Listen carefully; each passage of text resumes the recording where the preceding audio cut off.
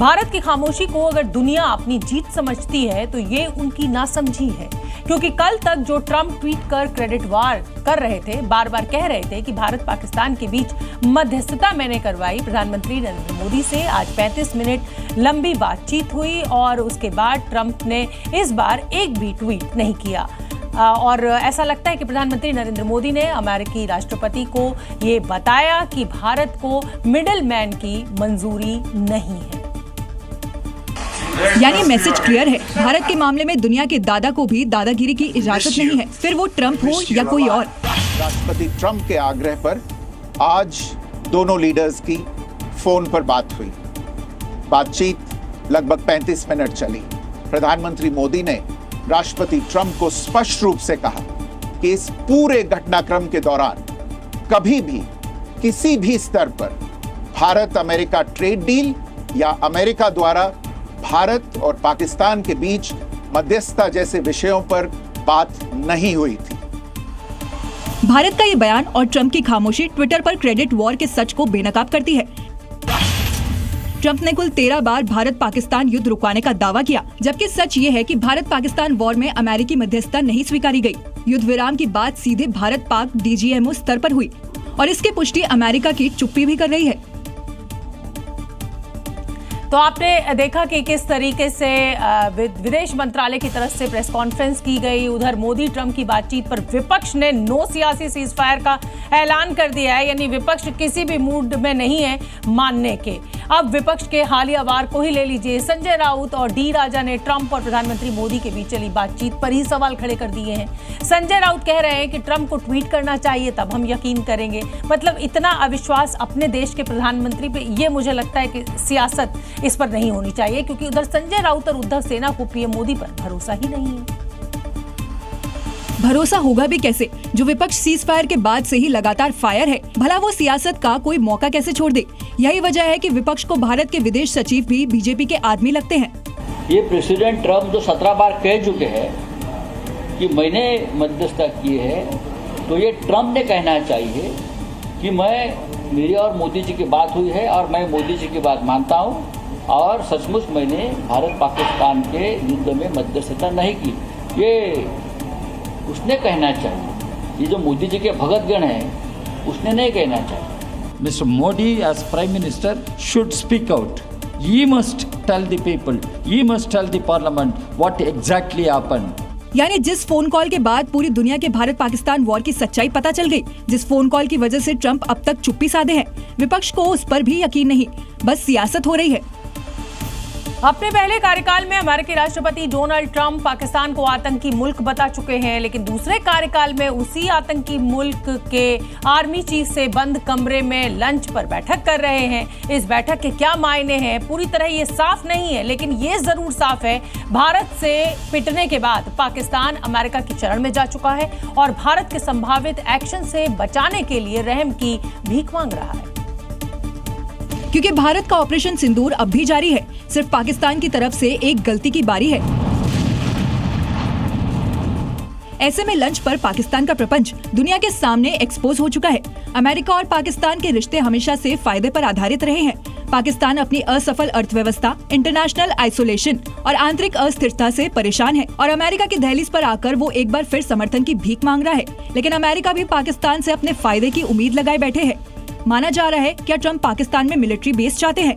क्या रूस और चीन पर दबाव की कोशिश है? पाकिस्तान से चीन की चालाकी पर नजर रहेगी और पाकिस्तान में आतंकवाद के खिलाफ एक्शन की उम्मीद है।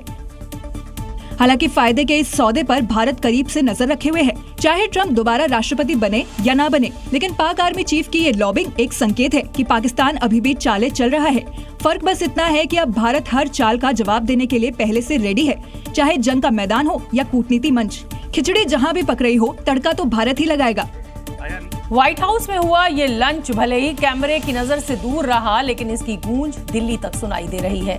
पाकिस्तान की चालबाजी को भारत कैसे डील करेगा, ये आने वाले वक्त में साफ हो जाएगा। लेकिन विपक्ष भारत की विदेश नीति पर बेहद आक्रामक है। और आतंकी मुल्क के आर्मी चीफ की ट्रंप से नई नई दोस्ती को इंडिया गठबंधन के नेताओं ने हिंदुस्तान के लिए बड़ा झटका बताया। ये एक प्राइवेट मीटिंग है।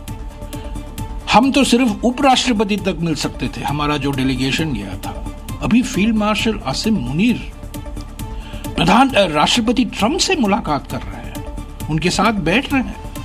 ये तो पहला झटका। इस बात से बिल्कुल इनकार नहीं किया जा सकता कि भारत से पिटने के बाद पाकिस्तान अमेरिका की हर शर्तों को मानने के लिए रेडी हो गया। तभी ट्रंप की तरफ से आसिम मुनीर को लंच पर बुलाया गया, लेकिन दो देशों के बीच फायदे के सौदे पर देश की सियासत सुलग रही है, जिसका बीजेपी ने भी अपने अंदाज में जवाब दिया। ऑपरेशन सिंदूर के अंदर हमारी सेनाओं ने पाकिस्तान को की गोली का जवाब गोले से दिया, जिसको डोनाल्ड ट्रंप ने भी एग्री किया। उसके बावजूद अगर कांग्रेस पार्टी हिंदुस्तान के नैरेटिव में विश्वास नहीं रखती, भारत की सरकार के नैरेटिव में विश्वास नहीं रखती, तो इन सबसे यही स्पष्ट हो जाना चाहिए कि राहुल गांधी और जयराम रमेश का दिल पाकिस्तान में बसता है, ना कि हिंदुस्तान के अंदर। ऑपरेशन सिंदूर के बाद पाकिस्तान को ये एहसास हो गया है कि भारत से पार पाना अब नामुमकिन है। इसीलिए अब वो अमेरिका के जरिए शर्तों के साथ अपनी पीठ मजबूत कर रहा है, जिस पर इंडिया की पैनी नजर है। देश भर में टोल प्लाजा पर फास्टैग के जरिए भुगतान की व्यवस्था में एक और बदलाव आने वाला है, जो रोजाना यात्रा करने वालों के लिए एक बड़ी राहत देने वाली खबर है और पैसे भी बचाने वाला है। क्योंकि केंद्रीय सड़क परिवहन मंत्री नितिन गडकरी ने ऐसे लोगों के लिए एक नया प्लान पेश कर दिया है, जो डेली या साप्ताहिक नहीं बल्कि एनुअल प्लान है, जिसकी कीमत होगी 3000 रुपए। इस पास को लगाने के बाद आपको 1 साल तक या फिर 200 यात्राओं तक फास्टैग को रिचार्ज करने की जहमत नहीं उठानी पड़ेगी। हालांकि इसका इस्तेमाल सिर्फ गैर व्यावसायिक यानी कार, जीप, वैन वगैरह ही कर पाएंगे। 15 अगस्त से शुरू हो रहे इस नए प्लान को एक्टिव करने के लिए ministry of road and transport या NHAI या फिर राजमार्ग यात्रा ऐप पर एक लिंक उपलब्ध कराया जाएगा। ये प्लान उन लोगों को ध्यान में रखकर लॉन्च किया गया है जो टोल प्लाजा के 60 किलोमीटर के दायरे में रहते हैं या फिर रोजाना एक राज्य से दूसरे राज्य की यात्रा करते हैं, जिस पर उन्हें हजारों रुपए सालाना खर्च करना पड़ रहा था और टोल पर टाइम भी अलग से खर्च करना ही पड़ता है। दिल्ली को नीट एंड क्लीन करने के लिए बुलडोजर की रफ्तार अब तेज हो चुकी है। इस बार उत्तर पूर्वी दिल्ली के इलाके में अवैध निर्माण को टारगेट किया गया है और नोटिस के बाद सड़क किनारे झुग्गियों को मिट्टी में मिला दिया गया है। इस दौरान भारी संख्या में पुलिस फोर्स की मौजूदगी रही और एक-एक कर 50 से ज्यादा झुग्गियों को समतल कर दिया। इस अवैध निर्माण को हटाने के लिए PWD, MCD और पुलिस की टीम ने मिलकर झोपड़ियों पर कार्रवाई की। हालांकि कुछ लोग विरोध करते भी नजर आए और सड़क पर बिखरे सामान के साथ बेबसी बयां करने लगे।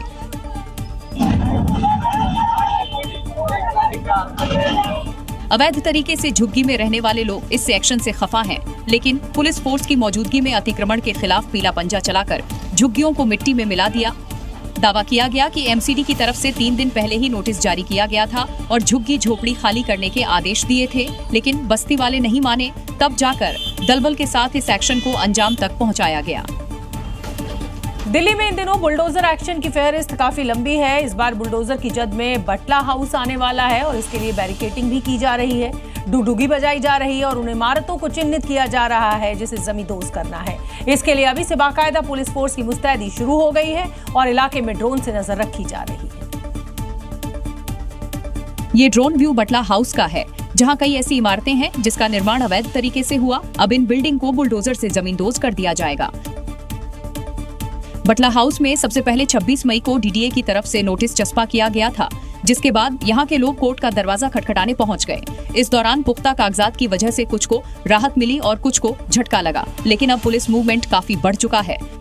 बैरिकेटिंग वगैरह देर रात यहाँ पर दिल्ली पुलिस ने थाना जामिया नगर ने रखा है यहाँ पर कि कल को अगर बुलडोजर की कार्रवाई करनी पड़ती है तो उनको ज़्यादा मशक्कत ना करनी पड़े, और यही मुरादी रोड का इलाका है। MCD का दावा है जिस तरह कालकाजी में अवैध निर्माणों को ध्वस्त किया गया, कुछ उसी तरह बटला हाउस में भी बुलडोजर एक्शन की तैयारी है। जिन घरों को स्टे नहीं, वहां मुनादी की जा रही है। मुरादी रोड पर बैरिकेडिंग की जा रही है, इलाके में ड्रोन से निगरानी की जा रही है और भारी पुलिस फोर्स का डिप्लॉयमेंट किया गया है। यानी डेडलाइन खत्म होते ही बुलडोजर की धमक सुनाई देने लगेगी। उससे पहले पुलिस के सामने अवैध मकान और दुकानों को खाली करवाने की चुनौती है।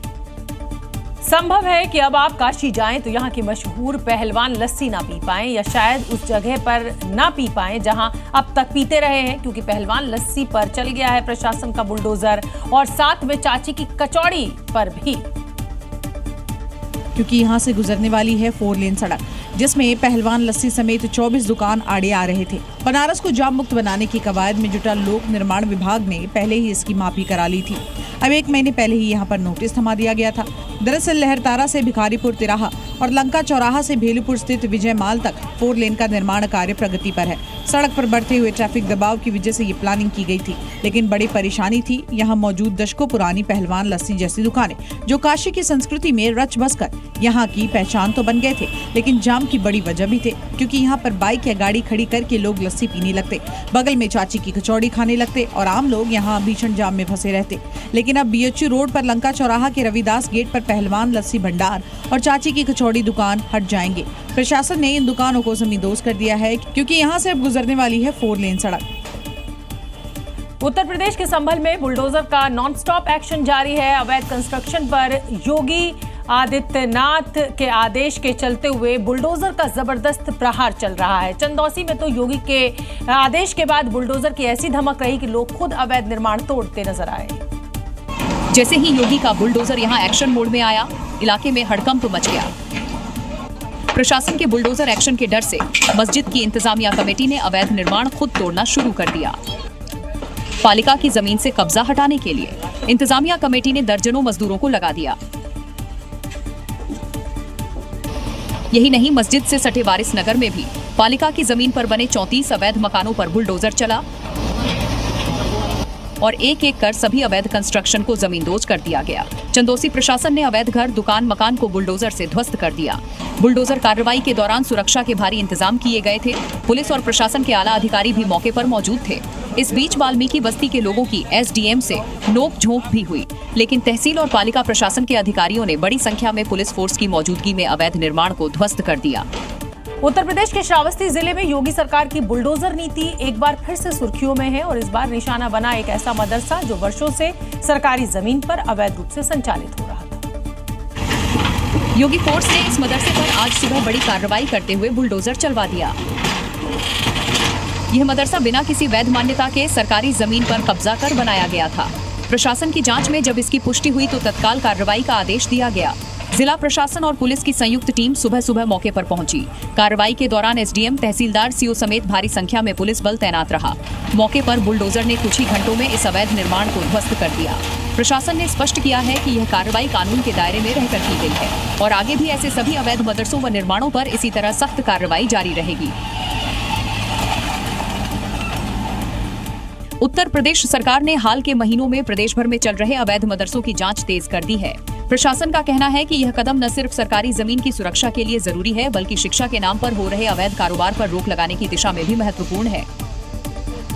उत्तर प्रदेश में प्रशासन के पीले पंजे ने दबंगों और अवैध अतिक्रमण करने वालों के होश उड़ा रखे हैं। ताजा मामला मैनपुर इलाके का है, जहां ग्राम समाज की जमीन पर अवैध कब्जा किया गया था और अवैध निर्माण भी कराया जा रहा था। लेकिन जैसे ही प्रशासन को इसकी जानकारी मिली, SDM साहब आधम के लाव लश्कर के साथ और साथ में आया बुलडोजर। मौके पर पहुंचते ही कार्रवाई शुरू कर दी गई। मामला ग्राम समाज की जमीन से जुड़ा है, जहां करीब 15 बीघा जमीन पर कब्जा कर लिया गया था और यहां पर अवैध निर्माण कराया जा रहा था। मामला प्रशासन तक पहुंचा और फिर एक्शन शुरू। किसी ने कोई विरोध नहीं किया, क्योंकि पता था कि कब्जा अवैध है और बिना ग्राम समाज के सहमति के अवैध निर्माण हो रहा था। ग्राम समाज का हित है, इस पर इस प्रकार का कोई निर्माण बिना राजस्व अधिकारियों के पैमाइश के बिना अगर करा रहे हैं तो वो गलत है। ग्राम समाज की जमीन पर ऐसा कोई अवैध अतिक्रमण रहेगा, अवैध निर्माण रहेगा तो उसको हटाया जाएगा। आप जानते हैं कि अगर कोई भी व्यक्ति लोन पे ना कर पाए, यानी लोन वापस ना कर पाए, तो उसका घर, गाड़ी और बंगला सब नीलाम हो जाता है। लेकिन बिहार में DM और SP के ऑफिस नीलाम होने वाले नहीं है। सुनकर भले ही इस खबर पर आपको यकीन ना हो, लेकिन सच बिल्कुल यही है, जिसकी गवाही कलेक्ट्रेट में चस्पे ये नोटिस के पन्ने दे रहे हैं। यानी जहां से जिले की तकदीरें लिखी जाती थी, अब उसी जगह की नीलामी की तैयारी है। जिला कोर्ट के आदेश की वजह से कलेक्ट्रेट के बाहर बकायदा नोटिस चस्पा कर दिया गया है। नोटिस क्या है? मानो सरकारी साख पर ये तमाचा है। दरअसल नीलामी का ये आदेश एक निजी फर्म के 4 करोड़ 17 लाख रुपए का भुगतान नहीं करने पर दिया गया। नोटिस में 15 दिन के अंदर नीलामी की बात कही गई। दरअसल ये लड़ाई 25 साल से भी पुरानी है, जिसका मामला हाईकोर्ट तक पहुंचा था और हाईकोर्ट ने जिला प्रशासन को भुगतान का ऑर्डर दिया था। अब उसी ऑर्डर का पालन न होने पर कलेक्ट्रेट के नीलामी का आदेश दिया गया है। वैसे तो उत्तर प्रदेश की राजधानी लखनऊ के विधायक निवास को सबसे सुरक्षित जोन माना जाता है, लेकिन यहाँ भी दिन दहाड़े चोरी हो गई और वो भी तीसरी आंख के सामने, यानी कैमरे के सामने। किसी को भनक तक नहीं लगी। जब सीसीटीवी खंगाले गए तो एक चोर बड़ी चालाकी से बाइक चुराता नजर आया। चोर पहले माहौल को भांपने की कोशिश करता है, इधर उधर नजर डालता है और मौके का फायदा उठाकर बाइक लेकर फरार हो जाता है। इस घटना की एक और तस्वीर आई है जिसमें दो लोग लिफ्ट का इंतजार करते हुए दिख रहे हैं। तभी ऑरेंज कैप लगाकर एक शख्स तेजी से बिल्डिंग में दाखिल होता नजर आ रहा है, जो चेहरा छिपाने की कोशिश भी करता है। दावा किया जा रहा है कि यही वो शख्स है जिसने चोरी की घटना को अंजाम दिया। ये सिर्फ चोरी नहीं बल्कि विधायक निवास की सुरक्षा की पोल खोलने के लिए काफी है, क्योंकि इस सोसाइटी में सिर्फ माननीय रहते हैं, लेकिन उसी कैंपस में घुसकर चोरी बेहद गंभीर है। हालांकि इस घटना के बाद हुसैनगंज थाना में शिकायत दर्ज करवा दी गई है। पुलिस के मुताबिक इसी सीसीटीवी फुटेज के आधार पर आरोपी की तलाश की जा रही है। तमिलनाडु के श्री पेरम्बुदूर में चोरी के एक बड़े मामले का खुलासा हुआ है और इसमें पुलिस ने आरोपियों को गिरफ्तार करते हुए उनके पास से सोने और चांदी की ज्वेलरी के साथ साथ कैश की एक बड़ी खेप भी बरामद की है। दरअसल इस इलाके में चोरी की वारदात काफी बढ़ गई थी। शिकायतें पुलिस के पास पहुंच रही थी। पुलिस ने गश्ती बढ़ाई, बावजूद चोरों का सुराग नहीं मिल रहा था। पुलिस ने कुछ सीसीटीवी खंगाले और कुछ कड़ियां जोड़ी, जिसके बाद ये दोनों चोर पुलिस के चंगुल में फंस गए। लेकिन पुलिस की आंखें तब फटी की फटी रह गई जब इनके पास से चोरी के आइटमों की बरामदगी होने लगी। इनके पास से सोने के 129 आभूषण, 2.2 किलो चांदी के सामान और 21 लाख कैश बरामद हुए। इतना सब कुछ ये दोनों अकेले ही कर रहे थे। ये दोनों और इनकी ये बाइक, जिसमें एक बैग में चोरी करने वाले सारे टूल्स रहते थे। ये सेंधमारी करने से लेकर शटर तक तोड़कर चोरी की इन घटनाओं को अंजाम दे रहे थे और अब सलाखों के पीछे हैं। चुनाव के दौरान फ्रीबीज यानी मुफ्त की रेवड़ियों का ऐलान करते हुए आपने कई बार नेताओं को सुना होगा, लेकिन तमिलनाडु के कल्लाकुरिची जिले के एक गांव में करीब 1200 राशन कार्ड धारकों को फ्री मछलियां बांटी गई और इसका वीडियो आपको वायरल हो रहा है। फ्री मछली वितरण का ये कार्यक्रम काफी चर्चा बटोर रहा है, जिसका आयोजन पंचायत अध्यक्ष पकियाम नागराज की ओर से कराया गया था। लोग पंचायत अध्यक्ष की जमकर तारीफ कर रहे हैं। दरअसल तमिलनाडु के कालाकरुची के शंकरपुरम के पास ये नेदू मनूर गांव है, जहां पंचायत की देखरेख में इस बड़ी झील में ये मछलियां पाली गई थी, जिन्हें पकड़कर अब गांव के ही 1200 राशन कार्ड धारक परिवारों को मुफ्त में वितरित किया जा रहा है। अलग अलग बैग में इन मछलियों को अच्छे से पैक करके पंचायत अध्यक्ष ने ट्रांसपोर्ट की गाड़ी में लोड कराया। राजस्थान के तपते बाड़मेर जिले में मंगलवार को मौसम ने करवट ली। भीषण गर्मी और उमस से जूझ रहे लोगों को झमाझम बारिश से राहत मिली, तो कुछ नालों में बाढ़ जैसे हालात ने लोगों की मुश्किलें बढ़ा दी। खास तौर पर चौहटन, सिड़वा और बाड़मेर के ग्रामीण इलाकों में जमकर मेघ बरसे। कई जगहों पर तेज बारिश की वजह से बरसाती नालों में भयंकर उफान आ गया। बाड़मेर जिला, जहां बीते कई हफ्तों से तापमान 45 से 46 डिग्री के पार जा रहा था, मंगलवार को यहां मौसम बदला और उसके बाद शुरू हुआ फिर तेज बारिश का सिलसिला। बारिश इतनी तेज थी कि कुछ गांवों में खेतों में पानी भर गया और कच्चे रास्ते यहां कीचड़ में तब्दील हो गए। जल भराव और बाढ़ जैसी स्थिति में भी गांव के कुछ लोग अपनी जान को जोखिम में डालकर इसे पार करते हुए दिखाई दे रहे हैं। पानी का बहाव इतना तेज है कि किसी को भी अपने साथ ये बहा कर ले जा सकता है। तेज हवाओं और झमाझम बारिश ने तपते रेगिस्तान में ठंडक घोल दी। जहां लू के हालात थे, उमस गर्मी से जूझ रहे लोगों ने यहां राहत की सांस ली, लेकिन पानी का बहाव बेहद खतरनाक है। वहीं मौसम विभाग ने आने वाले दिनों में और भी ज्यादा बारिश की संभावना जताई है। तेल देखो, तेल की धार देखो, ये कहावत तो आपने सुनी होगी, लेकिन आज हम आपको पानी दिखाएंगे, पानी की धार दिखाएंगे। तस्वीर आई है जोधपुर से, जहां बारिश के बाद सड़कों पर बारिश का पानी ऐसे बह रहा है मानो शहर के बीचों बीच कोई नदी बह रही हो। और सड़क पर बहने वाली इस नदी में अचानक बहने लगी एक स्कूटी, मानो वो स्कूटी ना होकर कागज या प्लास्टिक का कोई खिलौना हो। दरअसल राजस्थान में भी मानसून की बारिश की शुरुआत हो गई है और पिछले 24 घंटे में यहाँ झमाझम बारिश हुई। लोगों को गर्मी से राहत तो मिली, लेकिन साथ में आफत भी आ गई। जोधपुर में बारिश के बाद यहाँ की सड़कें दरिया बन गई और इसी दरिया में बहने लगी इन भाई साहब की स्कूटी। हालांकि पानी घुटने भरी है, लेकिन पानी का वेग इतना तेज है कि इससे पहले कि वो कुछ समझ पाते, उनकी स्कूटी बह गई और वो खड़े खड़े देखते रहे। कुछ देर बाद उनकी तंद्रा टूटी, स्कूटी एक जगह अटकी, वो पीछे भागे, लेकिन उनकी स्कूटी ने एक दूसरी स्कूटी को भी अपने लपेटे में ले लिया। दोनों साथ बह निकली।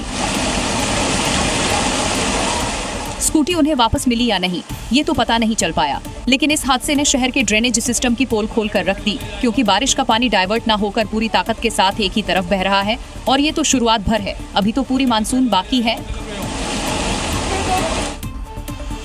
मॉनसून के आते ही बाढ़ और बारिश ने अपना रौद्र रूप दिखाना शुरू कर दिया है। गुजरात में तो भारी बारिश के चलते जल प्रलय जैसे हालात पैदा हो गए हैं और यहाँ बाढ़ भयंकर तबाही मचा रही है। गुजरात से जल प्रलय की जितनी भी तस्वीरें सामने आ रही है वो डराने वाली है। यहाँ पानी की रफ्तार इतनी तेज है कि स्कूटी और ऑटो तिनके की तरह बह रही हैं।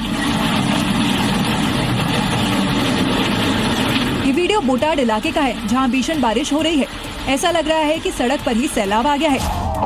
अब जरा जल तांडव का ये वीडियो भी देख लीजिए, जो भावनगर से आया है, जहां पालीताना तहसील के रंडोला गांव की रजावल नदी उफान पर है। बाढ़ का पानी इतनी वेग से बह रहा है कि हाईवे पर लगी रेलिंग को पत्ते की तरह बहा ले गया। प्रलयकारी बाढ़ का ये वीडियो तो रोंगटे खड़े करने वाला है। बाढ़ में तलगा जरदा गाँव पूरी तरह डूब गया है। पानी का लेवल घर की पहली मंजिल तक पहुँचा है। यहाँ स्कूल कॉलेज सब बंद है और पूरे इलाके में हाहाकार मचा है। गुजरात में भारी बारिश ने जनजीवन को अस्त व्यस्त कर दिया है। नदियां उफान पर है, डैम ओवरफ्लो हो चुके हैं और घरों तक में पानी घुस रहा है। हालांकि इन सब से निपटने के लिए प्रशासन पूरी तरह से एक्टिव है और एनडीआरएफ की मदद से रेस्क्यू काम जारी है।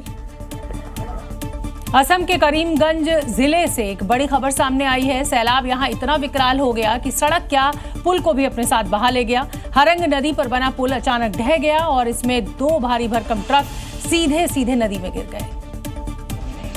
स्थानीय प्रशासन और आपदा राहत टीम तुरंत मौके पर पहुंची। अंधेरे और नदी की तेज धार के बावजूद रेस्क्यू ऑपरेशन पूरी रात जारी रहा। पुल गिरने के बाद इलाके में यातायात पूरी तरह ठप हो गया। छोटे वाहनों के लिए पास ही में 2 किलोमीटर लंबी वैकल्पिक सड़क खोली गई है, लेकिन भारी वाहनों की आवाजाही फिलहाल बंद है। आपको बता दें कि 3 महीने पहले ही 1,37,00,000 रुपए की लागत से इस पुल की मरम्मत की गई थी, लेकिन इस दौरान 2 पत्थर से लदे डंपर पुल टूटने से नदी में जा गिरे। वहीं राज्य सरकार ने घटना की उच्च स्तरीय जांच के आदेश दिए हैं। जानकारी के मुताबिक पुल की हालत पहले से ही जर्जर थी और भारी वाहनों के आवागमन से उस पर दबाव लगातार बढ़ता जा रहा था। अब सवाल ये उठता है कि क्या ये हादसा प्रशासन की लापरवाही का नतीजा है और क्या असम में ऐसे और भी जर्जर पुल खतरे की घंटी बन चुके हैं।